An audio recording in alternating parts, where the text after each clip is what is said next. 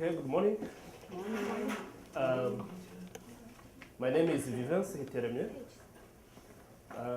My presentation is about critical thinking, but it's just a kind of a workshop which was prepared for university teachers, EFL teachers at the university level. So that is university teacher workshop on the critical thinking, more specifically in my country, which is Rwanda.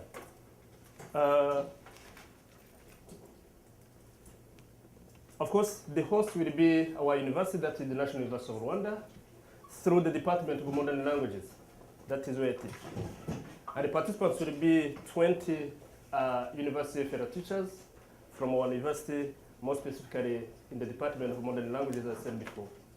So it will be the program of 5 days, which is planned to start from 9 in the morning until 5 p.m. And it is scheduled for November, 1 week in November, starting from 6th to 10, 2010. Now, probably you can ask ourselves why critical thinking in EFL teaching. So far, and in these days, what is clear is that sometimes we are teaching English, but we are not putting much emphasis on the critical thinking that critical thinking goes with other subjects, which are totally different from English language. But now it's clear that once all simple students who can learn English using critical thinking skills is the best one, who can really have some English language skills, rather than the one who is learning with rote memorization or simply other traditional language skills. So the purpose of this workshop is just to help our teachers, just to introduce the critical thinking skills in their everyday teaching activities.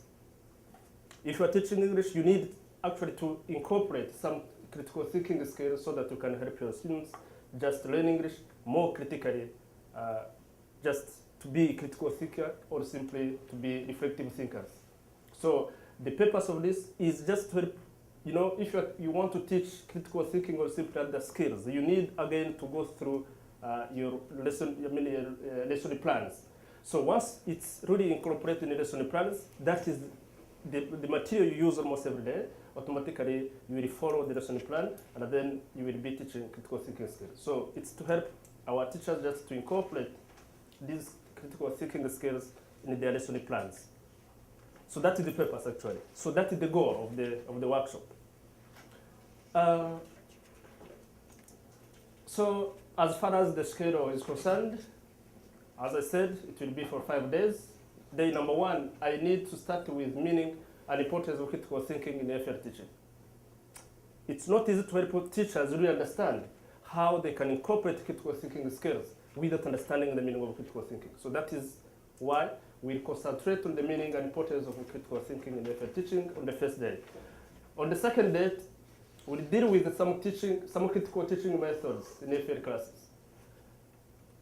I am really insisting on this because in our country, many teachers are teaching using traditional teaching methods.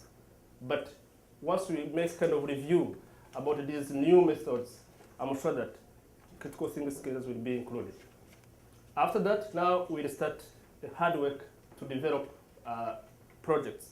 What kind of projects? It will be the lesson plan and the design.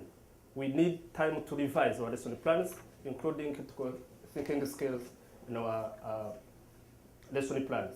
And finally, we'll make project presentations plus certificates on the last day. So that is the schedule. Now, that was actually a brief summary of my workshop.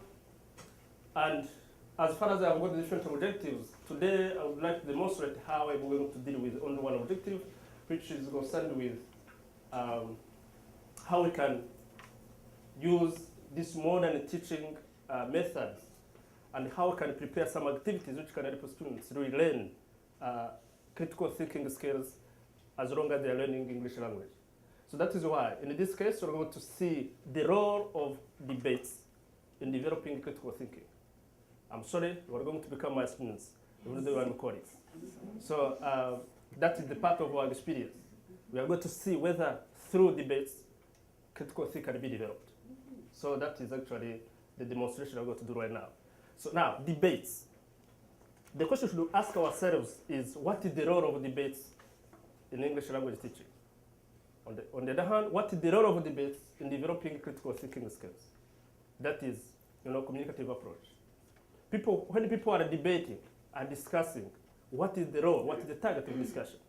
What you should have in our mind is people are discussing not just to create a kind of war, but to have a kind of good understanding, to exchange experiences, to express their views.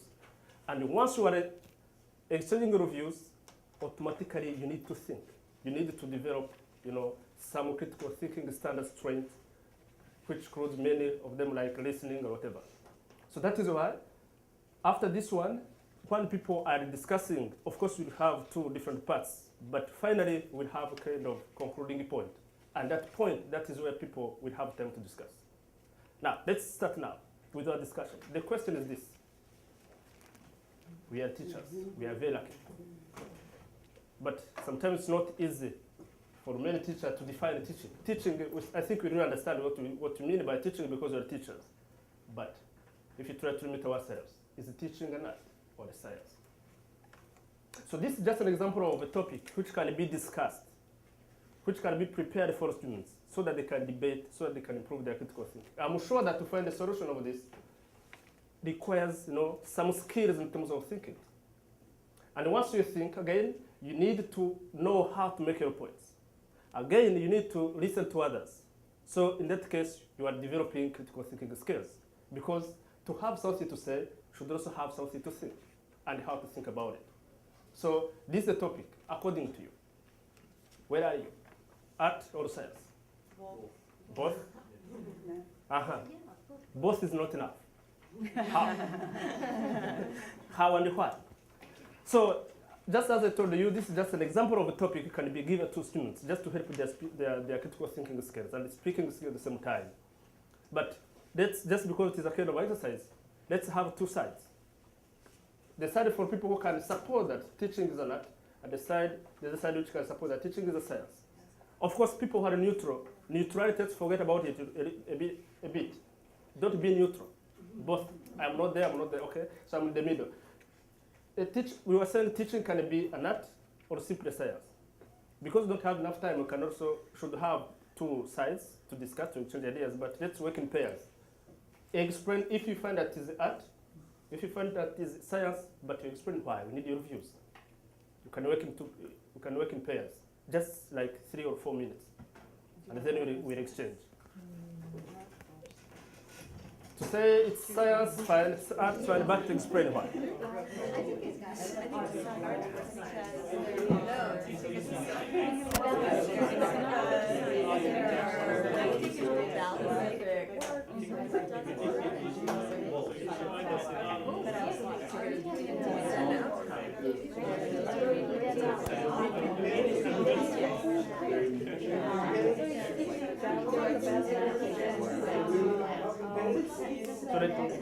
Yeah, you better talk in pairs. We should have two sides, but okay.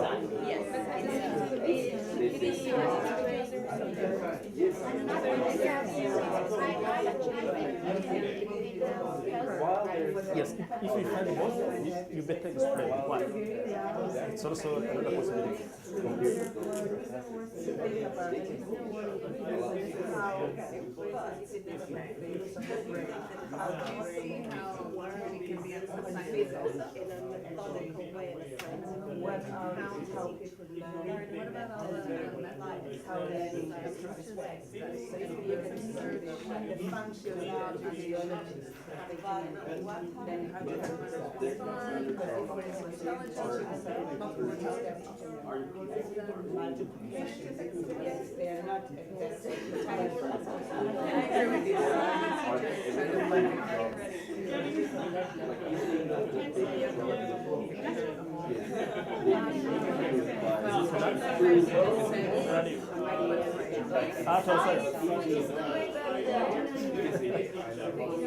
So you want the middle?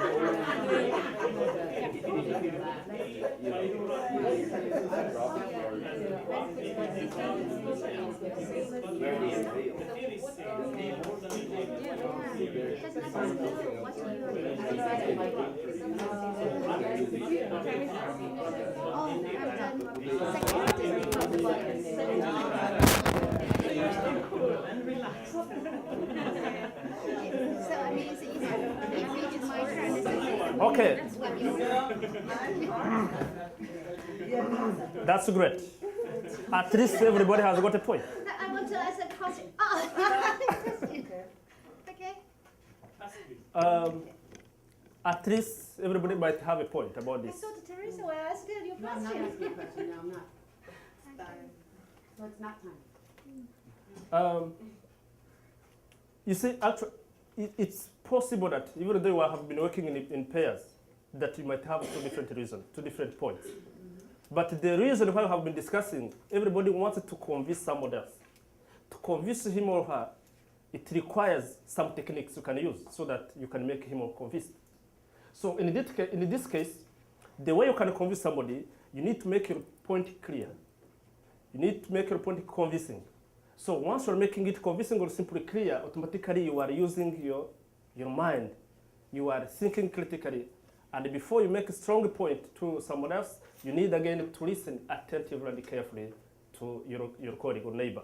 So in that case, you are developing some critical thinking, trait standard, where you need to listen carefully, where you need to just to have that culture of listening to someone else. Now, according to you, teaching, who says teaching is a science? Just to express. Yes. How do you find it? Why is it science? Because teaching is based on theories. Theories.